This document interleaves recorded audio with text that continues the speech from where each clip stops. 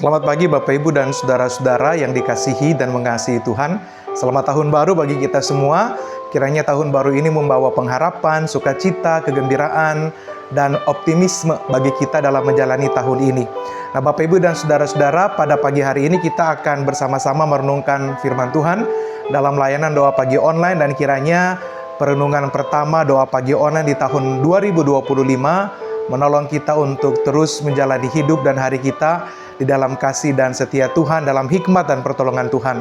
Karena itu mari kita bersatu dulu sejenak sebelum kita masuk dalam perenungan kita pada pagi hari ini. Mari kita mulai.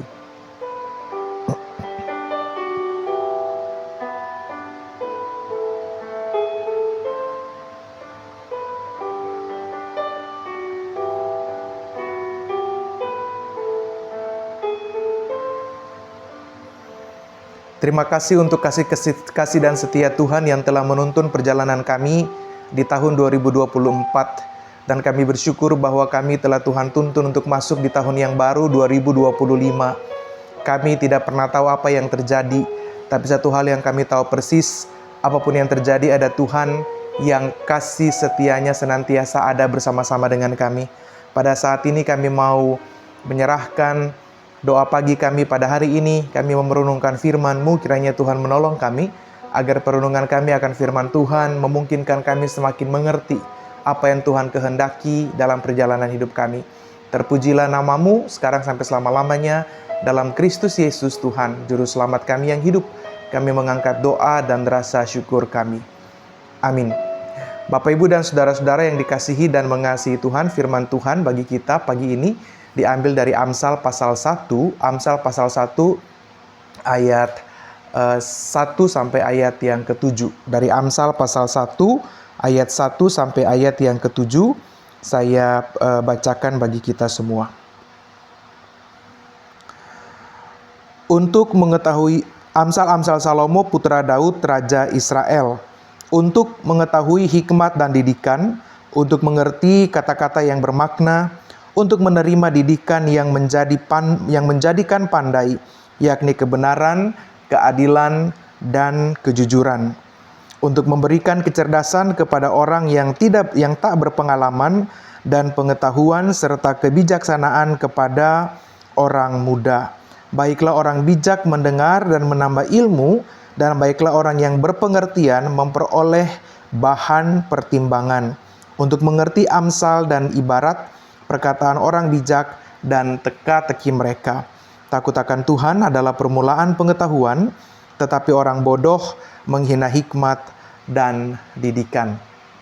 Bapak Ibu dan saudara-saudara yang dikasihi dan mengasihi Tuhan, Amsal pasal 1 menjadi nats awal bagi kita di tahun 2025, memasuki tahun yang baru. Saudara-saudara, mengapa pentingnya kita membaca Amsal atau mengapa pentingnya kita membutuhkan hikmat?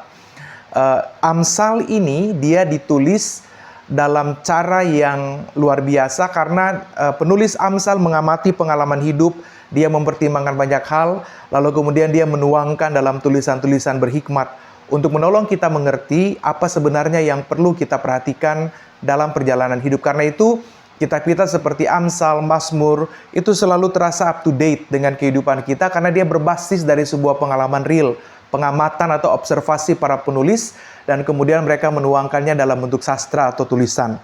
Nah pada hari ini saudara, kita berhadapan dengan sebuah teks yang sebenarnya mungkin saya percaya buat kita bukan teks yang baru, tapi dia mau terus mengingatkan saudara dan saya tentang betapa pentingnya hikmat dalam menjalani kehidupan. Pertanyaannya kemudian, mengapa hikmat menjadi penting?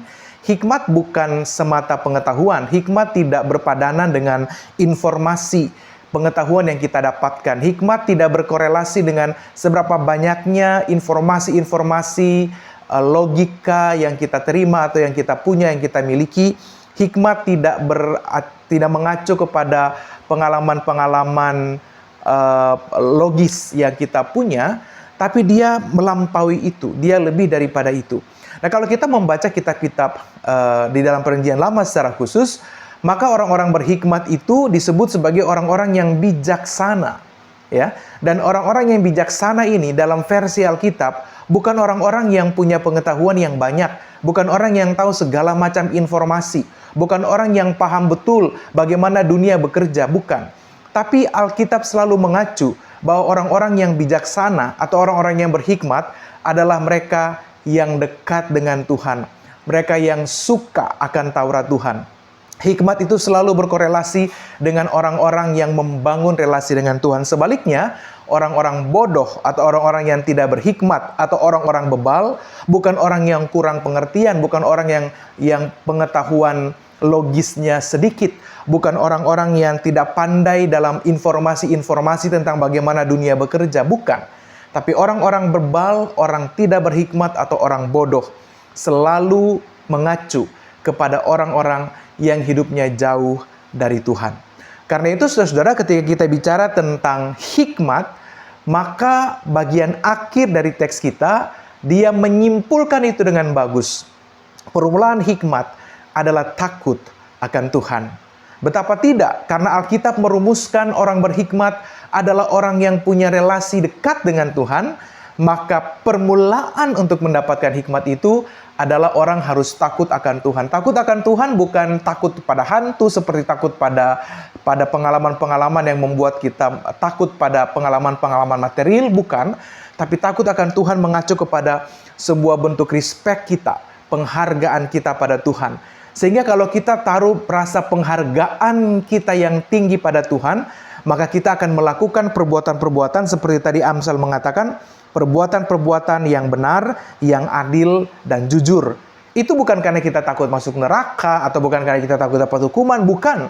Tapi kita melakukannya semata-mata karena kita respect, karena kita menghormati, karena kita menghargai Tuhan, yang daripadanya berasal hikmat tadi. Nah, Bapak Ibu dan saudara-saudara, dengan konsep ini, maka kita mau belajar menemukan dan belajar memaknai bahwa hikmat ini dibutuhkan dalam menjalani kehidupan.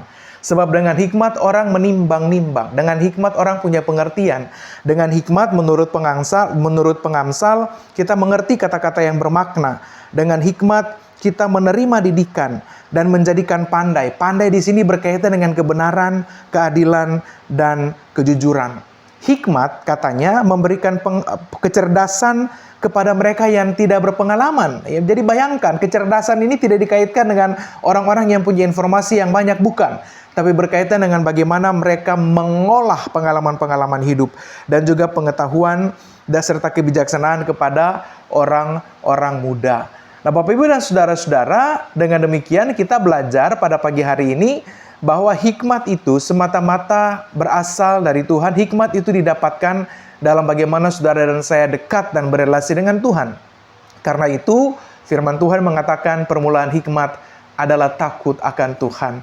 Permulaan kebijaksanaan seseorang terletak dari bagaimana ia berelasi dengan Tuhan.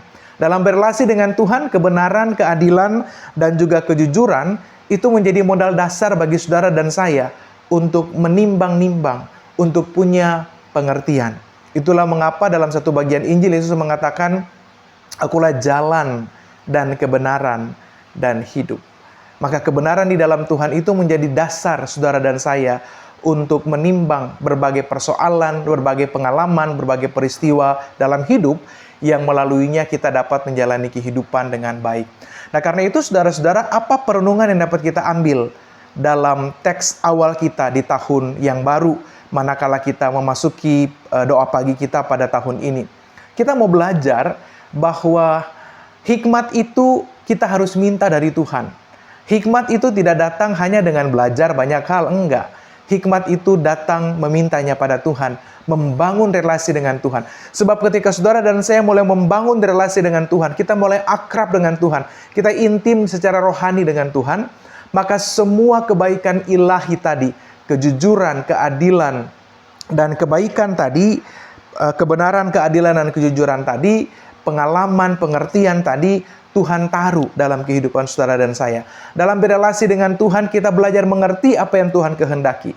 Dalam berelasi dengan Tuhan, kita mau belajar untuk tahu apa yang sementara Tuhan rancang dalam kehidupan kita. Dan dengan cara itu kita belajar untuk memahami dan mengerti dengan baik. Lalu kita mulai menimbang-nimbang. Kita mulai memaknai pengalaman dari pengalaman, peristiwa dari peristiwa. Dan dalam cara itu kemudian kehidupan kita menjadi lebih bermakna. Jadi dekat dengan Tuhan, menjadi intim dengan Tuhan, membangun kedekatan spiritual dengan Tuhan adalah syarat mutlak bagi seseorang untuk menerima hikmat. Jadi kita bisa belajar banyak hal, pengetahuan, informasi, tapi itu tidak menjadikan kita berhikmat. Banyak orang cerdas tapi tidak berhikmat. Banyak orang cerdas, orang pintar merusak relasi, dunia, dan banyak hal. Tapi dibutuhkan orang-orang yang dekat dengan Tuhan, yang takut akan Tuhan, yang respect pada Tuhan, yang menghormati Tuhan untuk punya hikmat dalam menjalankan kehidupan. Nah, ada cerita yang datang dari 3 orang pelukis raja. Hanya sebatas sebuah cerita. Jadi ada satu waktu ada seorang raja, dia ingin dilukis, dan karena itu dia meminta pegawainya untuk memanggil atau mencari 3 pelukis yang luar biasa, yang bertalenta. Nah, kemudian di kerajaan itu ditemukanlah 3 pelukis yang menurut orang itu pelukis-pelukis yang handal. Tapi saudara, sayembara ini atau kontestasi ini bukan kontestasi biasa, sebab ketika orang melukis raja dan raja tidak suka, maka yang terjadi adalah mereka akan mendapatkan hukuman. Ya, bahkan ada dari mereka yang dihabisi kehidupannya. Lalu tampillah 3 orang, ibu bapak dan saudara-saudara. Orang yang pertama, dia melukis raja jadi raja ini, informasinya adalah bahwa raja ini adalah timpang dan mata sebelahnya picek. Ya, bayangkan bagaimana melukis raja dengan indah dalam kondisi dirinya cacat. Tapi dari pelukis pertama, dia melukis raja itu dengan segala kesempurnaan, tidak pincang dan tidak picek. Jadi kemungkinan pelukis ini datang dari aliran perfeksionis, ya. Jadi dia melukis raja secara perfect. Tapi begitu raja melihat lukisan ini, dia nggak suka, karena dia melihat bahwa lukisan ini terlalu sempurna. Sebab kenyataannya dia adalah raja yang pincang dan picek. Raja nggak suka lukisan itu, karena itu pelukis pertama kemudian mendapatkan hukuman. Pelukis yang kedua, rupanya adalah seorang pelukis dengan aliran naturalisme. Karena itu dia melukis raja apa adanya. Raja yang tampak picek dan juga kelihatannya timpang. Dan raja marah sekali bahwa ternyata dia terlihat tidak begitu sempurna. Artinya bahwa lukisan itu dia nggak suka, karena dia terlihat begitu cacat, walaupun memang kenyataannya demikian. Dan karena itu, pelukis yang kedua juga mendapatkan hukuman yang luar biasa dari raja. Ketika pelukis yang ketiga, ibu bapak dan saudara, dia melukis raja, dan raja begitu menyukai lukisan ini. Lukisan raja itu diapresiasi, dan karena itu orang ini diangkat menjadi orang yang punya nama di dalam kerajaan. Apa yang dia lukis, saudara? Si pelukis yang ketiga ini, dia melukis raja sedang berada di atas kereta berburu. Raja yang sedang mengambil posisi memanah. Jadi kalau orang manah kan tentu mata sebelahnya ditutup, lalu kemudian kaki sebelahnya ditaruh di atas kereta berburu. Jadi karena itu tidak tampak bahwa raja ini picak dan timpang, tapi secara perfect dan secara natural itu menampakkan sebuah lukisan yang betul-betul real, atau situasi yang betul-betul menggambarkan kondisi raja tanpa menghilangkan kelemahan atau kekurangan raja secara fisik, tapi juga tanpa melebih-lebihkan apa yang sebenarnya. Bapak, Ibu, dan Saudara, orang pertama dari aliran perfeksionis, orang kedua dari aliran naturalis, dan pelukis yang ketiga, dia melukis dengan hikmat. Dia mempertimbangkan segala sesuatu, dan kemudian dia menuangkan itu di dalam sebuah karya seni yang luar biasa. Bapak, Ibu, dan saudara-saudara yang dikasihi dan mengasihi Tuhan, dari perenungan ini kita belajar ya, bahwa hikmat itu tidak didapat hanya dengan keahlian, kepintaran, pengetahuan yang banyak, tapi hikmat itu kita dapat dari dasar utamanya adalah takut akan Tuhan. Awal dari segala hikmat adalah pemahaman dan pengertian yang sejati. Dan kita belajar bahwa hikmat berbeda dengan pengetahuan yang ada di dalam dunia. Nah, Bapak, Ibu, dan saudara-saudara, apa implikasinya bagi saudara dan saya? Kita belajar untuk mengutamakan takut akan Tuhan dalam setiap keputusan yang kita ambil. Kita mau belajar mengutamakan takut akan Tuhan dalam setiap pertimbangan yang kita ambil. Kita mau belajar menerima didikan dan hikmat dari Tuhan. Dan kita mau belajar untuk melawan sikap bodoh. Artinya sikap yang jauh dari Tuhan. Sikap yang mengandalkan pengertian diri sendiri. Sikap yang sok tahu bahwa kita mengerti banyak hal dalam dunia ini. Sebab hanya dalam cara rendah hati, respek pada Tuhan, menghormati Tuhan, kita belajar untuk menerima hikmat, dan itu akan menolong kita untuk menjalani kehidupan yang sulit ini dengan berbagai macam hal yang mungkin dapat menjatuhkan atau yang dapat mengecoh perjalanan hidup kita. Nah, Bapak Ibu dan Saudara, di awal tahun yang baru ini, firman Tuhan pada pagi hari ini mau mengingatkan kita, mau mengajak kita untuk merenungkan apakah kita hidup dalam takut akan Tuhan. Apakah ada area-area kehidupan yang membuat kita, ada sisi-sisi yang masih gelap dalam area hidup kita yang perlu diterangi dalam hikmat Tuhan. Dan bagaimana kemudian kita lebih menghormati Tuhan, supaya dalam cara itu, dalam takut akan Tuhan yang demikian, hikmat Tuhan dapat kita peroleh untuk menjalani hidup. Kita nggak tahu apa yang akan terjadi dengan kita, pada hidup kita, pada karir kita, pada pengalaman-pengalaman bisnis dan usaha kita, bahkan keluarga kita di perjalanan tahun yang baru. Tapi satu hal yang kita tahu pasti bahwa ketika saudara dan saya dituntun oleh hikmat Tuhan, maka perjalanan yang rumit ini dapat kita lalui dengan baik dan benar, karena Tuhan sendiri yang pegang kendali dan menuntun kita di dalam hikmat dan pertolongannya. Karena itu selamat menjalani tahun yang baru dengan hikmat Tuhan, selalu datang pada Tuhan dan meminta hikmat daripadanya, supaya dengan hikmat yang Tuhan beri, saudara dan saya dapat menjalani hidup dengan penuh tanggung jawab, dengan penuh takut akan Tuhan, dan memilih hal-hal yang baik, karena Tuhan menuntun kita dengan hikmat-Nya. Selamat menjalani tahun yang baru 2025 dalam hikmat dan pertolongan Tuhan, dan terus akrabkan diri saudara dengan Tuhan, dan terus bangun relasi intimasi spiritual dengan Tuhan, supaya dengan cara itu kita mengerti apa yang Tuhan rancang bagi saudara dan saya dalam kehidupan kita dalam perjalanan di tahun ini. Tuhan menolong dan Tuhan memberkati kita. Saudara-saudara yang dikasihi Tuhan, mari kita bersatu di dalam doa.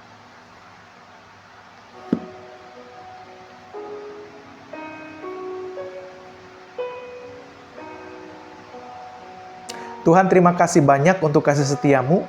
Kami bersyukur untuk setiap kebaikan Tuhan yang nyata dalam hidup kami. Dan kami bersyukur untuk firman yang kami terima pada hari ini, yang menolong kami untuk terus melihat bahwa kami butuh bangun relasi dengan Tuhan dalam kedekatan yang utuh. Kami mau membangun keintiman spiritual dengan Tuhan, yang melaluinya kami punya penghormatan atau penghargaan, respect pada Tuhan. Supaya dalam takut akan Tuhan, hikmat-Mu itu dapat kami miliki. Dan dengan hikmat itu kami punya bekal dan modal untuk menjalani kehidupan, utamanya di tahun yang baru saja kami masuki ini. Kami berdoa kiranya Tuhan menolong kami supaya ketajaman batin kami, menolong kami mengerti apa yang Tuhan rancang dalam hidup, supaya kami tidak terjebak pada kebodohan, yakni jauh dari Tuhan, merasa diri penting atau merasa diri berharga atau merasa diri lebih daripada segala-galanya dan merasa tahu banyak hal dalam dunia. Tapi kami mau datang dengan pengertian dan kerendahan hati pada Tuhan, mau minta hikmat supaya terus dididik oleh Tuhan, agar kami mengerti jalan Tuhan di tengah-tengah dunia, supaya kami tidak dikecoh oleh pengalaman-pengalaman dunia yang kadangkala menyesatkan. Biarlah firman Tuhan pada hari ini menjadi sebuah peringatan tetapi juga didikan bagi kami semua, supaya kami belajar punya kebenaran, kejujuran, dan keadilan di dalam Tuhan untuk menjalani hidup. Kami berdoa menyerahkan setiap kami yang bergumul, bahkan ketika memasuki tahun yang baru ini dengan pergumulan-pergumulan tertentu dalam keluarga, dalam pekerjaan, dalam impian, dalam relasi, dalam pelayanan, dalam apapun yang menjadi tantangan dan pergumulan. Biarlah hikmat Tuhan menolong kami untuk mengerti apa yang sedang Tuhan rancang bagi kami bersama. Kami berdoa menyerahkan mereka yang sedang bergumul dan berjuang dalam setiap pengharapan, kerinduan, doa-doa yang mereka naikkan pada Tuhan. Biarlah Tuhan jawab itu di dalam kasih dan kehendak-Mu, dalam semua apa yang Tuhan pandang baik. Kami mau serahkan seluruh perjalanan hidup kami di sepanjang tahun ini bersama dengan Tuhan. Kami tidak tahu apa yang jadi nanti, tapi satu hal yang kami tahu bahwa Tuhan menuntun kami dalam hikmat dan roh-Mu. Dan kami tahu bahwa Tuhan pegang kendali atas seluruh perjalanan hidup kami. Tuhan yang tidak pernah meninggalkan kami berjalan sendiri adalah Tuhan yang terus memberkati kami dan menyertai perjalanan kami. Dan bantulah kami untuk terus berpegang teguh pada Tuhan, agar perjalanan bersama dengan Tuhan menjadikan hidup kami betul-betul penuh makna. Terima kasih banyak Tuhan, kami serahkan seluruh hidup kami di sepanjang perjalanan tahun ini. Kami serahkan langkah dan diri kami dalam tangan pengasihan-Mu. Kami siap menerima berkat-berkat Tuhan, kami siap untuk ada dalam ketaatan bersama dengan Tuhan. Kami siap untuk terus dekat dengan Tuhan, supaya dengan cara itu hikmat-Mu boleh kami dapatkan untuk melangkah di dalam kepastian pengharapan akan Kristus. Terima kasih banyak, terpujilah nama-Mu sekarang sampai selama-lamanya. Dalam Kristus Yesus Tuhan dan Juru Selamat, kami berdoa dan kami mohonkan semuanya ini. Lalu biarlah kasih karunia dan damai sejahtera dari Allah dalam Kristus, dalam tuntunan Roh Kudus, memberkati dan menyertai kami semua dalam perjalanan melangkah masuk pada tahun 2025, dari saat ini terus kekal sampai selama-lamanya. Amin. Bapak, Ibu, dan Saudara, selamat melanjutkan kehidupan di hari ini. Selamat memasuki tahun baru dengan seluruh pengharapan di dalam Kristus, dengan setiap antusias yang Tuhan anugerahkan, dan selamat bergumul, berjalan bersama-sama dengan Tuhan untuk menggapai setiap rancangan Tuhan yang terbaik bagi kehidupan kita semua. Tuhan menolong dan Tuhan memberkati kita. Bagi Bapak Ibu yang memiliki pergumulan khusus dan ingin didoakan, bisa menghubungi rekan-rekan pendeta di nomor berikut.